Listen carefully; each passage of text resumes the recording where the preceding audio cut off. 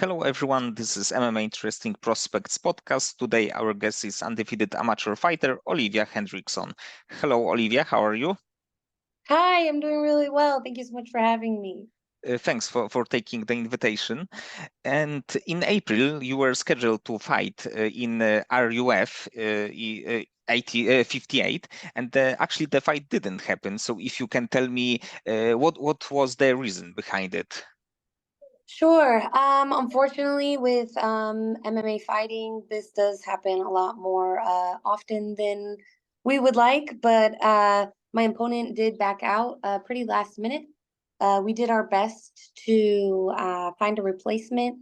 Myself and my management team were working really hard to see if we could fill that in, but we weren't unfortunately able to find somebody who would take the fight so last minute. So we were unfortunately not able to show out on April 20th, but that's just going to roll into the next one. And we're really hoping to get on the book soon. And at that point, how disappointed were you because the fact that you in the end didn't fight? Absolutely. Honestly, to say I was disappointed is a little bit of an understatement. I take this very seriously. I come from a combat sports background, and when I made the transition into MMA, I'm coming at this with full force. I'm still an amateur right now, but I have big plans of taking MMA as far as I possibly can. So when fights fall through, this isn't just a game for me. This isn't something I take lightly. Uh, I myself, my team, we all put a lot of effort into this. This is a 6 week training camp. I have family from out of town, my parents included, who are flying out to see me. My opponent unfortunately backed out during fight week. So, on top of selling tickets to my supporters and friends, my parents flying out, my team putting in time and effort, it's really heartbreaking when things like this happen, especially when it's something really out of my control, like my opponent backing out, because to me that just tells me that you don't take this as seriously as I do, and so it's really unfortunate to come across fighters who don't have the same passion and the same excitement for the sport as I do. So disappointed, yes, but honestly heartbroken. This is something that I want to continue to do, and I want to continue to develop, and I want to continue to be able to show um, supporters and future fans that I'm in this for the long run. And for now, do you have any other fight booked? So we don't have anything on the books yet, but LFA will be back in Phoenix in July, and we are doing everything we can, myself and Iridium, my management team, to get on that card. LFA would be great because it's the best regional promotion, and it's like it's the highest level possible, to be honest. Yes, absolutely. LFA is a really well run, well respected promotion, and to be able to fight for them would be a really huge honor. And actually, you made your amateur debut in Fury, which is also a like top three regional promotion. So it's, I think, also a big thing. And it was a very exciting fight against Alexander Alawal. And if you can tell me, how did you feel after this bout? Sure, absolutely, yeah. That I walked in with so many opportunities. I was super blessed. I'm an amateur fighter. I'm from the lab, and then to be able to debut on Fury, that none of that went unnoticed for me. I feel very blessed to have been able to do that. To be able to meet the head of the promotion, for my management team to be able to watch me perform. I was able to really show out. I think of myself as a really well-rounded striking background fighter, and I feel really blessed to be able to have shown that. Um, After the fight, I knew that I had a lot of work to do. I went in prepared as any fighter can be, having no MMA experience. I feel really blessed to have walked in with Ivan Gil de la Madrid and John Crouch in my corner, both really talented men and amazing coaches. So I felt really great walking in and walking out. I did feel just as excited, just as passionate about the sport and about the fight, but knowing that I made a lot of mistakes, a lot of errors. There was things I could have done better. I'd like to continue to improve my wrestling game. I think that if I had been able to take her down, or had I just tried to take her down, I should say, that I would have been successful. I come from the lab, which is a grappling based gym where we're continuing to improve that game every day. And I think if I had capitalized on the opportunity to take her down, that I would have been able to finish her. So I definitely look back on that a lot. But overall, it was my first one, and this is just the beginning. So I feel really blessed. Felt really good. And she also was a little bit more experienced as far as the MMA, because I believe that she had 5 bouts. So I think that it's also good that you can beat this kind of fighter in your first bout. Oh, absolutely. That was another part of this that made it really exciting for me. Uh, Being able to test myself against somebody like Alex, who she's a really good fighter. Like you said, she had 5 fights. We knew what we were walking into. We knew we were walking in with somebody with more experience.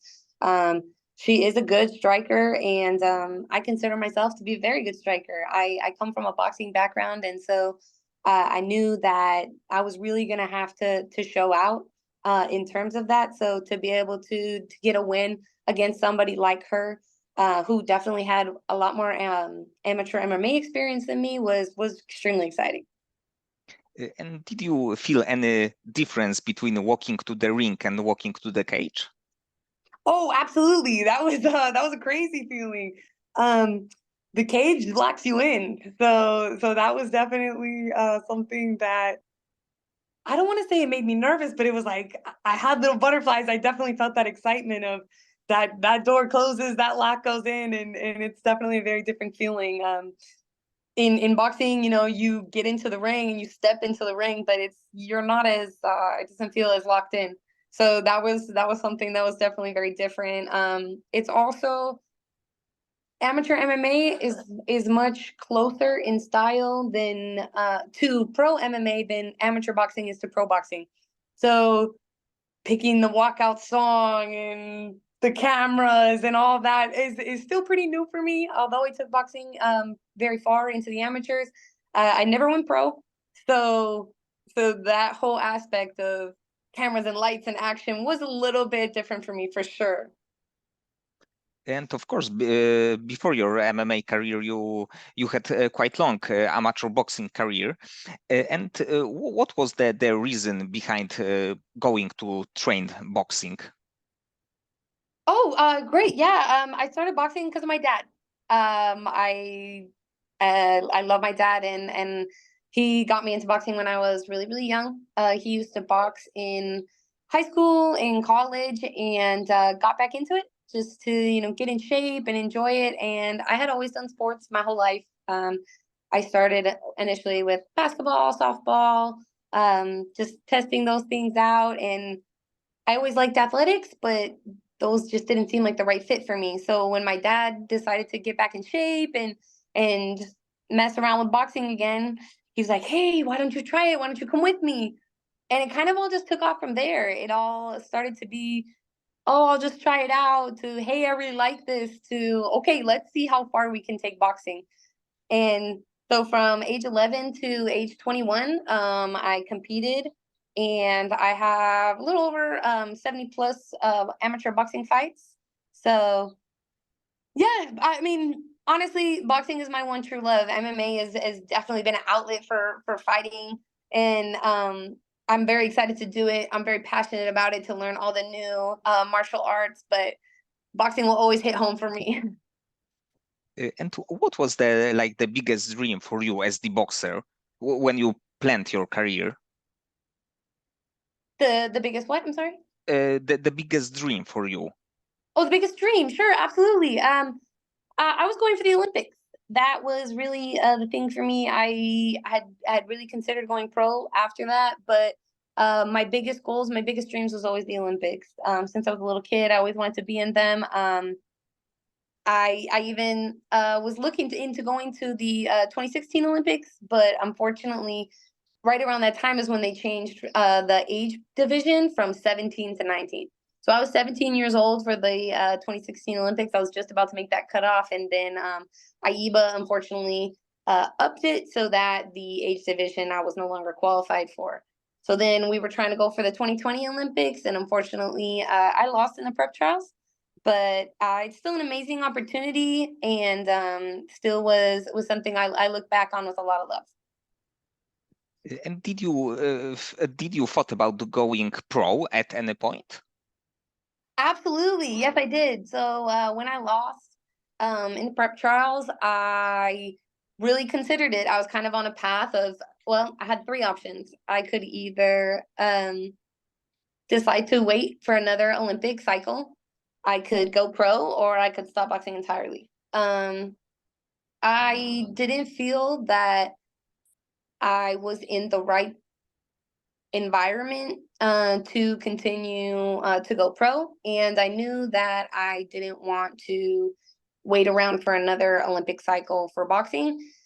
And I'm really, really blessed to have amazing parents, and I had always kind of promised them, hey, this is my dream. I want to take boxing as far as I can. I want to take boxing to the Olympics. So, just believe in me till then, and when that point hits, there'll be a line in the sand, and okay, I'll go back to school, or I'll go pro, and we'll kind of go from there.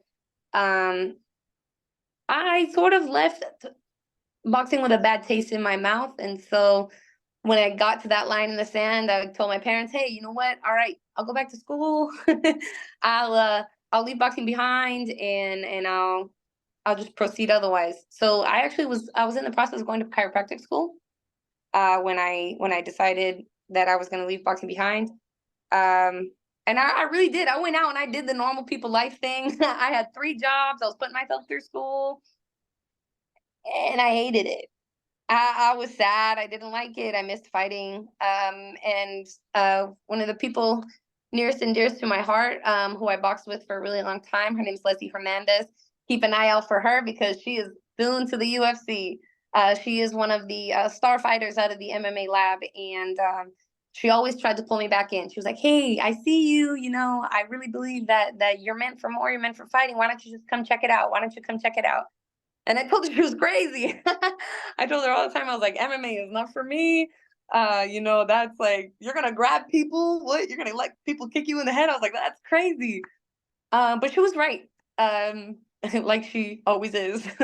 And she slowly pulled me back in, and I got into a couple practices a week, and then I was there full time, and getting to really work closely with John Crouch it changes your perspective on things. It made me really fall in love with fighting all over again, and truly just open my eyes back up to, hey, you really love this, so there's no reason to leave this behind. Even if you're leaving boxing behind, you don't have to leave fighting behind. This is just a new avenue. I think that it is great that something like MMA is like real thing, because many like wrestlers from the college, they also have a chance to use their skills in something else, and like be like earn money because of it. And in your case, it was a similar thing, that there is also not only the boxing that you can like go for your dreams, but also the other sport. Oh, absolutely. Yeah. I mean, honestly, I've had the opportunity to really fall in love with the other martial arts. And I think that's a really beautiful thing about MMA is that often people who come from a combat sport in their background, you don't realize how much you're really going to fall in love with everything else as well. So as much as I walked into it knowing how to punch, knowing how to box, I learned to fall in love with kicks. I learned to fall in love with submissions and grappling, and different wrestling takedowns and different jujitsu aspects as well. And you really realize that, hey, it's so much more than just my one martial art. There's so many opportunities, and I think often as a fighter, that's what we're most interested in, is progression. And so when you come from one combat sport background, you have the opportunity to continue to progress in all these other sports. So, but even though it's all combined into one, so it's just a really exciting thing every single day to know. Yes, my boxing every single day is getting better, but I have the opportunity to grow and learn in all these other martial arts, and it's just a really exciting thing. There are so many aspects in the game that you can spend like 20 years and still you don't know like a lot. Exactly. How do you think your boxing experience helped you as the young MMA fighter? Oh, I mean, immensely, absolutely. Um, in a lot of different ways, honestly. I would say, especially as a female, um, a lot of women come from grappling backgrounds, like jujitsu, some even from wrestling, and so that idea of getting hit in the face is really new. And even though they do have a strong game, strong background, I feel really blessed to have come from boxing because I'm not afraid to get hit. I'm not afraid to get hit in order to hit you. Not that that's ever the goal, but in boxing you learn really quickly that if you want this, that's what's going to happen, and you have to be willing to roll with it. And so I think that although MMA, there's so many different martial arts and so many different aspects, I walk into the cage with a certainty and a calmness, knowing, hey, I've been here before. I know what it's like to stare across the now cage at somebody and know it's me or it's you. And I promise you, it's not gonna be you. It's always gonna be me. So I think that's an aspect in a game that I've developed and been able to mentally grow in for so many years that is really different if you come from a different background or no background at all. And probably also your like discipline because of for so many years you train one sport, you had to be disciplined, your work ethic. So I think that it also needs to be helpful, because maybe sometimes the fighters, the young fighters, they go to the training, but they can miss some days or something, and you know what you need to get to the highest level. Oh, absolutely. Having the discipline that boxing has really instilled in me is definitely something that carries over for me into MMA. And truthfully, to be honest with you, as much as it's discipline, it's passion. I want to be there just as much as I know I need to be. And on the days when maybe I don't want to be as much or I'm a little tired, absolutely, that's where that discipline runs over. But for the most part, I'm excited to go to the gym. I'm excited to be training. I'm excited to put those hours in. Even when I'm not excited, I'm excited because this is what I want. This is my dreams. And so I know what it takes to get there. So that's something I would say definitely comes from boxing. There is an instillment of discipline, dedication that comes from it. But most of this is passion for me. This is not something I had said previously, I tried to walk away from fighting. I tried to think that, all right, I'll leave it in the past, but that's not for me. This is the life I want. And so getting the opportunity to train, especially somewhere like the MMA Lab, surrounded by incredible athletes, an amazing dedicated coach, is really just a blessing for me. And I'm excited and passionate about all of it. I think that also because you are in the great gym, it's something also. It's because when you go to the gym or to the coach that you don't feel his energy, it can be hard. But because of this is such a great gym, it's probably like super helpful for you. Oh, tremendously. Yeah, absolutely. Knowing that I have 100% full trust in my coaches is means everything to me. That's something that is a really big game changer. And I feel like it gives me the ability not only to trust myself, but to trust the things that I've been learning. And then when I get in the cage, I know that I can go in there and try anything. I know that I can go in there and give it 100% because I have people behind me who will care for me even when the fighter in me doesn't care for me. But I can leave it all on the line and I can try things and risk it all, knowing that, hey, like you have your team behind you, knowing, hey, these people have been in your corner the whole time.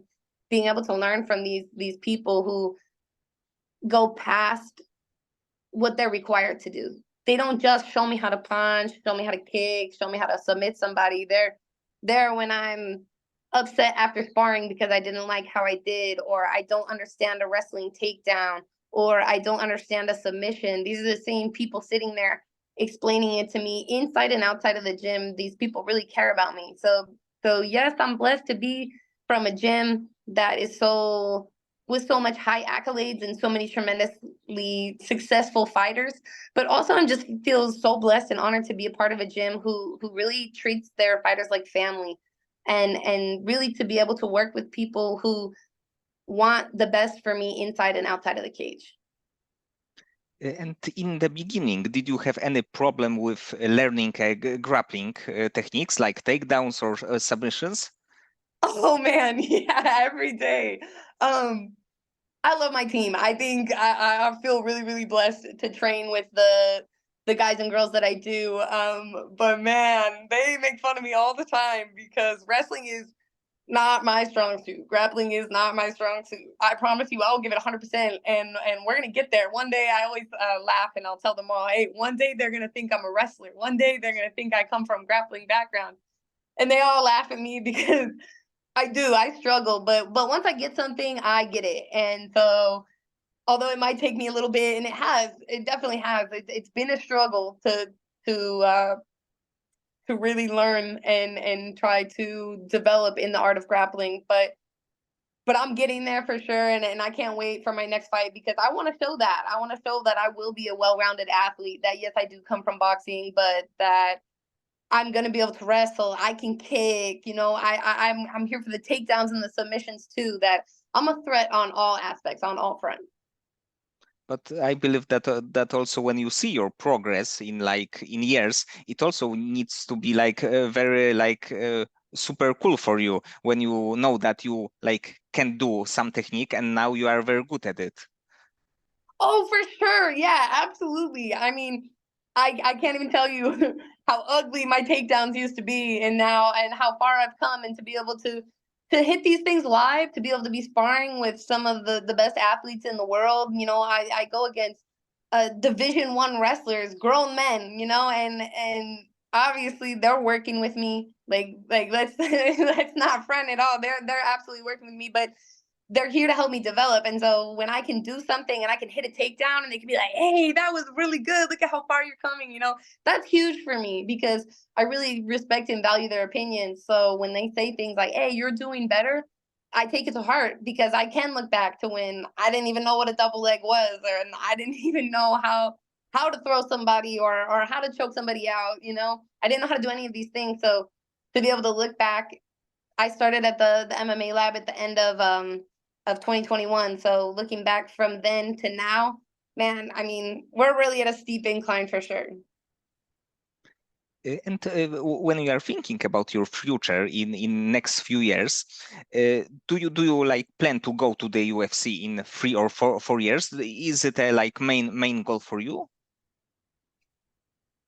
So yes and no. The UFC absolutely is my main goal. I would love to get to the UFC, but for me, I'm just worried about the next step. I'm really blessed that I have amazing coaches and a really great management team who are going to deal with all that for me. So right now, all I'm worried about is, hey, how do I take my right hand into my left high kick? So worrying about things like that because I'm blessed enough to be able to pass that off onto my team. Where all I'm worrying about is the next progression because the goal is the UFC, and so we'll get there whenever Ivan and John decide that it's time to go. And about amateur fights, when you are thinking about it, how many fights would you like to have when you are thinking about it right now? Oh, sure. Wow. I mean, I would say in an ideal world, if I could get like 5 to 7 amateur fights, that would be awesome.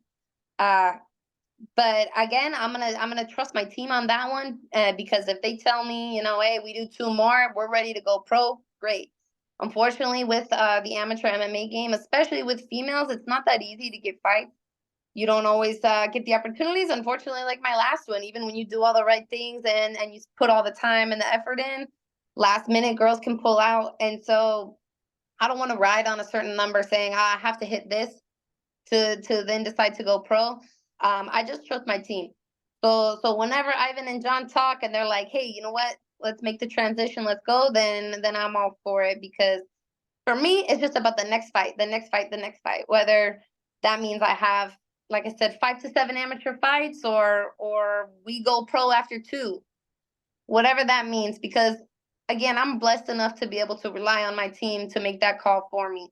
because at the end of the day, we're always going to be progressing. We're always going to be learning, always improving. So whenever they think I'm ready to go.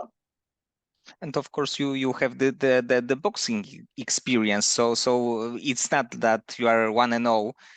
Of course, the boxing and the MMA are different sport, but still, you are not a like regular 1-0 fighter, but you have a much more experience. So I think that even you don't even have to take so many fights as the amateur. Right. I mean, and that's definitely a good way to look at it too, because at the end of the day, fighting's not new. At the end of the day, it's still me versus you, and it's still I want to win and you're gonna lose. So that definitely plays a role and does help me so that I can feel confident in however many amateur fights we do end up getting, whether it's only a few or I do get blessed enough to get a lot. We just want to be able to experience new looks and different challenges in the amateurs so that I'm not shocked by those come my pro career. And when you are thinking about your next fight, do you have a like perfect scenario to end it? Like maybe some crazy knockout, maybe some grappling technique like submission? Oh man. Let's see. I would say knockouts are exciting. That would be really awesome. To be honest with you, I haven't really thought too much about what the results. I should take that back. I haven't thought too much about how I would finish the next fight. I'm really just more worried about continuing to develop my skills, but I love to punch. So, I mean, if we could get a nice knockout, that would absolutely be extremely exciting. But on the flip side of that, I'd love to be able to show people how much I've grown and developed in my grappling as well. So both would be really exciting, but I would definitely say a finish. We're always looking for a finish. I don't like to leave anything to the judges. So even in my last one, that was a barn burner for sure. We took it bell to bell. Alex put on a really, really good show, but we definitely edged it out. So I would say if in this next one we could get a finish, whether that be by a submission or by knockout, man, that would be perfect. So either like knockout like Jorge Masvidal or flying triangle. Yeah, I could pull off a flying triangle, but if we could pull off a cool little rear naked choke or maybe right hand right to the mouth, that would be that'd be pretty cool.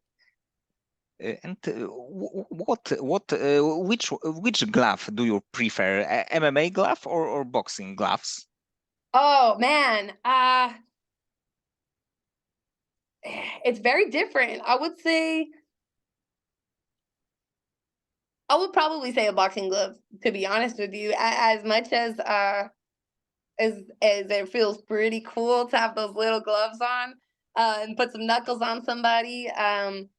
There's just so much. uh, Maybe it's a comfort thing. Maybe that's more what it is. My love of boxing and being able to really close my fist in that boxing glove and turn my knuckles down is just something that I haven't exactly had the same feeling with MMA gloves, but I'm sure I'll get there. I think it's for me just a little bit more comfort, like knowing exactly how that boxing glove feels. And of course, you like you said, you had so much boxing experience, so it needs to be different in MMA glove. Oh yeah, absolutely. It's a very, very different feeling. And getting hit by them is also a very different feeling. That was something that was real interesting for me. You can prepare as much as you can prepare. Uh, but there was definitely that first fight experience for me getting hit with the little gloves. My opponent was much taller, much longer than I was, so I think I didn't get as many opportunities to really turn my punches over on her as I would have preferred. So maybe that's where I still feel like, oh, that boxing glove is so comfortable for me. Oh, I can really put my knuckles down. And as I continue to get fights and better range on my opponents and things, I think maybe then I can say that I'll like the little gloves a little bit more. But boxing just really hits home for me. When you started MMA training, like in defensively in stand-up, did you have any problems because of course the MMA gloves are much smaller than boxing glove? Did you have any problem with like your defense? Oh yeah, for sure. It was, I guess, not a problem, but definitely something that I became aware of very, very quickly. There's a certain reliance that you can have having your guard up for boxing, where that glove does take up a lot of space. Um, Whereas with the MMA gloves, you don't have that. So and and just dealing with kicks and all those kinds of other things, my boxing game did not directly translate into MMA. There was a lot of aspects and a lot of things for me that did translate, but my style is very go forward, hands up, like I'll take one to give two kind of a style. Um I would call myself more of a Mexican style boxer. Um then transitioning that into MMA was difficult. I couldn't use the same techniques that I used defensively. I couldn't just keep my guard up to take a few shots. I can't roll very low, worrying about kicks and knees and those kinds of things. Um, Even slipping and moving people is very, very different from the way I used to box to the way that MMA requires you to box.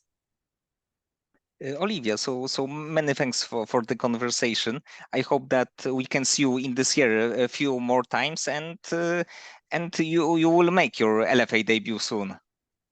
Thank you. My pleasure. Thank you so much for having me. I'm really keeping my fingers crossed to get on that LFA card in July, and hopefully we'll be chatting soon.